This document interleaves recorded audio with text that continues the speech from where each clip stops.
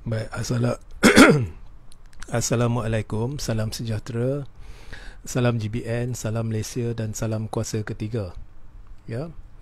Jadi hari ini adalah hari yang menarik sebab mahkamah telah membebaskan dan melepaskan Datuk Seri Dr. Ahmad Zahid Hamidi daripada 40 pertuduhan, ya, melibatkan sistem visa. Ya. So ini adalah satu kes dan Zahid berdepan dengan satu kes lagi lah. So kes yang kedua tu adalah berhubung dengan Yayasan Akal Budi dan kes itu masih belum dibuktikan. Jadi jika saudara-saudari ingin tahu perbezaan kes ini, saya akan jelaskan. Saya akan beri pandangan saya berhubung dengan keputusan mahkamah dan kemudian saya akan memberi penjelasan berhubung tajuk di mana kenyataan Zahid menimbulkan keraguan serius. Jadi apa maksud saya? Jadi tunggu sehingga akhir siaran. Jadi pertamanya, kes hari ini adalah kes berhubung dengan sistem visa dan hari ini sepatutnya menjadi penentu sekiranya Zahid perlu membela diri ke tidak. Jadi hari ini mahkamah memutuskan supaya Zahid dibebaskan dan dilepaskan. Maknanya kes ini sudah berakhir. So 40 tuduhan sudah tidak ada lagi. Tetapi di dalam kes yang masih berjalan berhubung dengan Yayasan Akal Budi, kes itu melibatkan 47 pertuduhan dan pernah berlaku satu fasa di mana mahkamah perlu tentukan sama ada Zahid perlu membela diri ke tidak, dan pada ketika itu mahkamah mendapati sudah ada cukup bukti untuk meminta Zahid membela diri. Jadi di situ dia tidak berjaya dan sekarang Zahid sedang membela diri dengan memanggil saksi-saksi dan sebagainya, dan perbicaraan akan berlangsung sehingga ke hujung tahun dalam kes yang lagi satu yang berjalan, dan tidak mustahil tahun depan, awal tahun depan atau suku pertama tahun depan akan diputuskan sama ada Zahid bersalah ke tidak. So itu lagi satu kes. Okey, so itu berkenaan dengan dua kes. Satu sudah dibebaskan, satu yang masih berjalan di mana keputusan mungkin dibuat pada suku pertama tahun depan. Okey. Jadi kedua, ada orang minta saya ulas kes ini.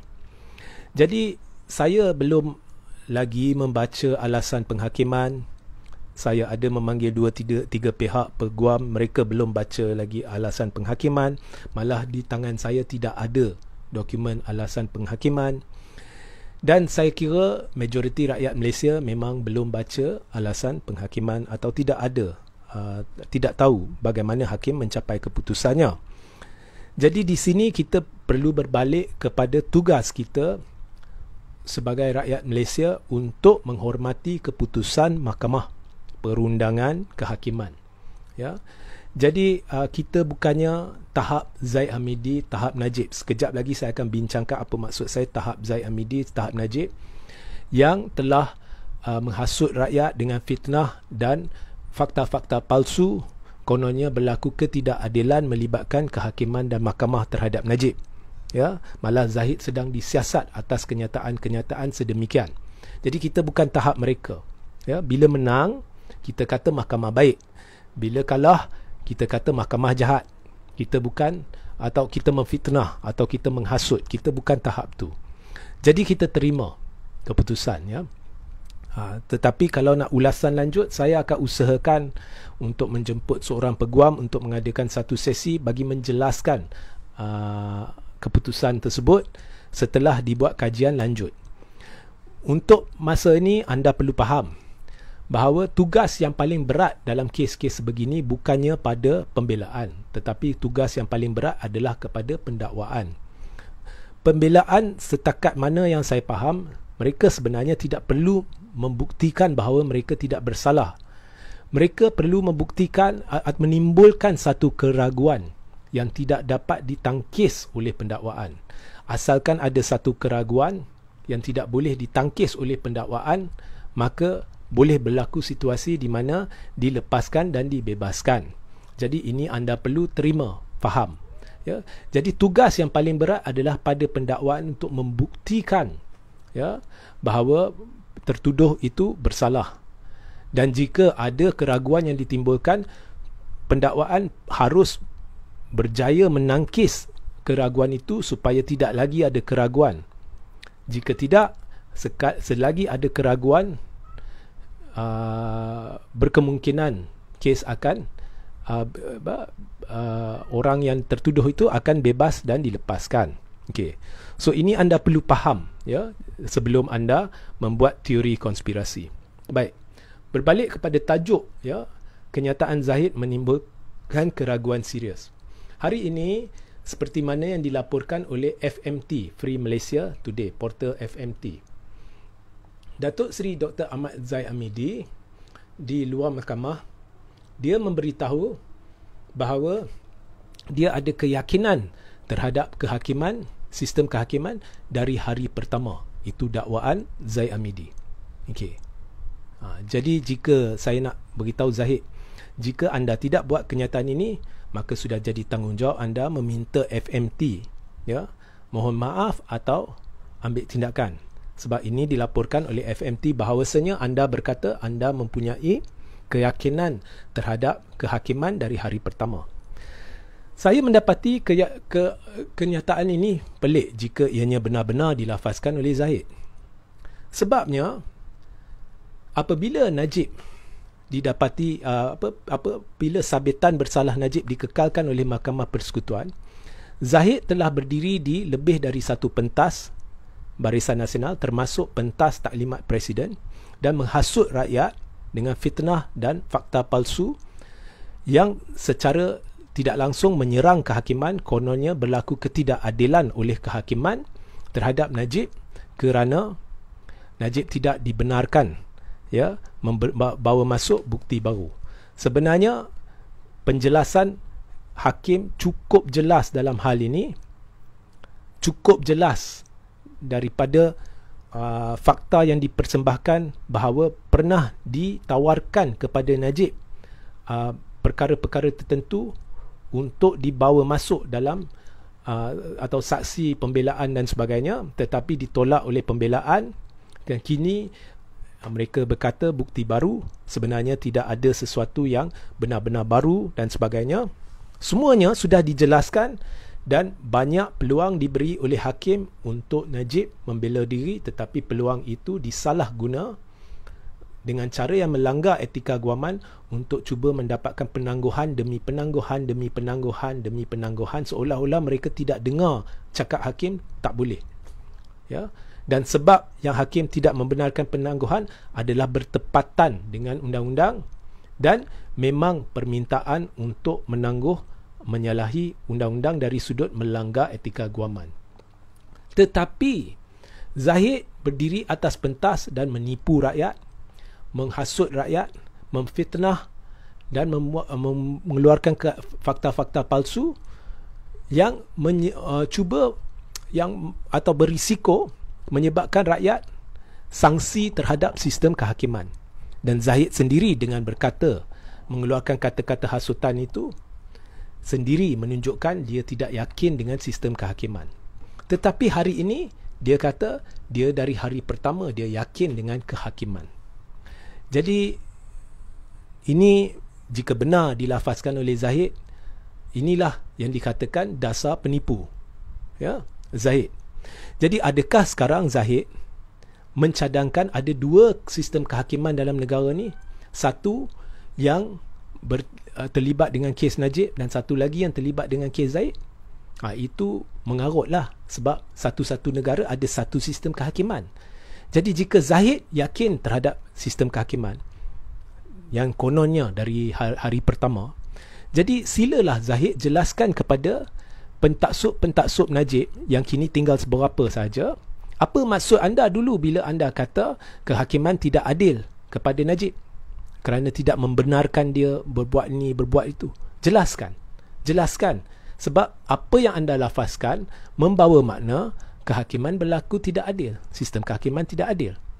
Jadi sila jelaskan, adakah persepsi anda sudah berubah? Jika tidak berubah, maka kenyataan anda hari ini adalah penipuan. Kononnya anda yakin terhadap kehakiman dari hari pertama. Nampak tak? Okey, perbezaan kenyataan Zahid. Jadi ini menimbulkan keraguan serius. Ya.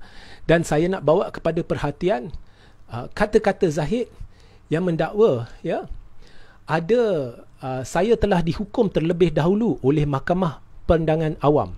Sebenarnya kenyataan ini mula-mula dilafazkan oleh saya seminggu dua lepas dalam satu live. Saya memberitahu bahawa Zahid dan kuncu-kuncu dia mendirikan Mahkamah Pandangan Awam. Dan Mahkamah Pandangan Awam itu didirikan di atas pentas-pentas seperti pentas taklimat Presiden dengan mengeluarkan kata-kata menghasut, menipu, memfitnah, ya, sistem kehakiman yang menjurus kepada siasatan polis yang sekini berjalan terhadap Zahid. Jadi Zahid nak tipu siapa? Ya? Zahid nak tipu siapa? Anda telah dihukum terlebih dahulu. Orang tidak hukum anda. Kalau ada Saitro yang hukum, itu hal Saitro lah. Orang tidak hukum. Orang menghukum anda apabila anda menipu, apabila anda memfitnah, apabila anda menghasut. Saya, pihak lain, tidak pernah kata Zahid perlu didapati bersalah dalam kes visa.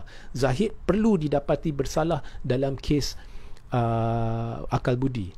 Atau saya tidak pernah berkata Zahid memang sah bersalah dalam kes akal budi, atau Zahid memang sah bersalah dalam kes visa. Saya tidak pernah mendahului mahkamah. Ramai tidak mendahului mahkamah. Orang menghukum Zahid kerana penipuan Zahid, kerana putar belit Zahid, kerana fitnah Zahid, kerana hasutan Zahid, bukan hanya melibatkan kes mahkamah tetapi perkara-perkara lain. Contohnya penipuan dia, kononnya seluruh Barisan Nasional menyokong Anwar. Itu pun ditipunya rakyat, diberitahu no Anwar, tetapi secara senyap dia menulis surat kepada istana. Di situ dia zahirkan sokongan ahli-ahli parlimen Barisan Nasional terhadap Anwar, sampai ada ramai ahli parlimen Barisan Nasional terkejut. Jadi ini dikatakan dasar penipu. Jadi sekarang bila Zahid kata dia percaya kehakiman, Saki Baki, penyokong tegar Najib ni, yang dah tak tinggal seberapa kerana ramai dah buka mata, akan tertanya-tanya, Zahid sekarang apa pendirian dia berhubung kes Najib? Sebab kehakiman satu je, sistem kehakiman. Jika kalau Zahid percaya sistem kehakiman, maknanya dia tipu pada majlis taklimat Presiden. Dia tipu bila dia berkata sistem kehakiman berlaku tidak adil terhadap Najib, tidak membenarkan orang kata bukti baru dan sebagainya. Ya, dia tipu. Dia berhubung dengan situasi Najib. Jadi apakah sebenarnya pendirian Zahid berhubung kehakiman? Ataupun adakah Zahid secara silap berpandangan negara ni ada dua sistem kehakiman yang berbeza? So ini adalah sesuatu yang mencurigakan. Ini adalah sesuatu yang menimbulkan krisis serius. Dan apa pun, ya saudara-saudari, sekarang ni saya menjangkakan secara peribadi UMNO yang dah sedia retak ni pembebasan Zahid, yang saya hormati keputusan mahkamah, ya. Pembebasan ini akan menyebabkan keretakan UMNO bertambah serius. Kerana Zahid bukan terlepas, dia ada satu lagi kes 47 pertuduhan jenayah. Ya. Sekarang akan timbul desakan yang lebih besar agar Zahid letak jawatan sebagai presiden. Kerana Zahid menghasut rakyat untuk curiga terhadap sistem kehakiman. Dan Zahid lepas ni jangan komplain jika dia dah asuh rakyat untuk curiga. Sekarang mereka mencurigai macam mana Zahid boleh terlepas. Tapi Najib ni adakah apa-apa? Sebab anda hasut rakyat, anda yang ajar rakyat untuk curiga dan menimbulkan teori konspirasi yang tidak masuk akal. Jadi jangan komplain bila orang tak puas hati sekarang. Macam mana pula Zahid ni boleh terlepas, Najib tak terlepas? Ini hasil hasutan anda. Jadi benda ni saya jangka akan berlaku, ya. Dan ini akan meretakkan lagi UMNO, dan masih tidak akan ubah situasi di mana Presiden UMNO sekarang berdepan tuduhan jenayah dan perlu letak jawatan. Malah kecurigaan orang-orang yang dihasut Zahid sendiri akan meningkatkan lagi tekanan agar Zahid lepas jawatan. Dan apa pun tidak lagi ada sebab untuk diadakan pilihan raya tahun ni. Sebab satu Malaysia tahu Zahid terdesak, sebab itu nak ada pilihan raya tahun ni. Jadi kes yang seterusnya yang bakal diputuskan hanya akan diputuskan berkemungkinan besar suku pertama tahun hadapan. Jadi lama lagi. Jadi tak perlulah nak mudaratkan rakyat waktu banjir dan tekan agar diadakan pilihan raya tahun ni. Melainkan ada sebab munasabah. Setakat ni tidak ada sebab munasabah. Dalam satu live, anda boleh rujuk YouTube Reggie J. Siritaudin, saya dah buktikan 4-5 kenyataan berbeza Zahid dari bulan Mac hingga sekarang berhubung alasan perlunya PRU awal. Berubah-ubah dan setiap satunya bercanggah dan tidak munasabah. Bukannya alasan yang boleh meyakinkan sesiapa perlunya PRU awal. Mereka tidak ada sebab. Selain daripada sebab Zahid terdesak. Sekarang kes VLN ni anda sudah dibebaskan, jadi tak perlulah PRU tahun ini. So itu sahaja penjelasan saya, dan saya berjanji selepas kami mengkaji keputusan mahkamah, mungkin akan saya jemput seorang peguam untuk mengulas keputusan tersebut. Jadi semua orang bersangka baik. Jangan timbulkan teori konspirasi. Mahkamah dah buat keputusan, kita terima. Mungkin ada, cuma saya tidak tahu bagaimana keputusan itu tercapai. Mungkin ada keraguan yang sudah ditimbulkan. Mungkin pihak pendakwaan gagal menangkis keraguan tersebut. Itu selepas dikaji keputusan itu, mungkin bersama seorang peguam kami akan merungkai perkara ni. Jadi sehingga berjumpa di lain masa. Assalamualaikum, salam sejahtera, salam GBN, salam Malaysia dan salam kuasa ketiga.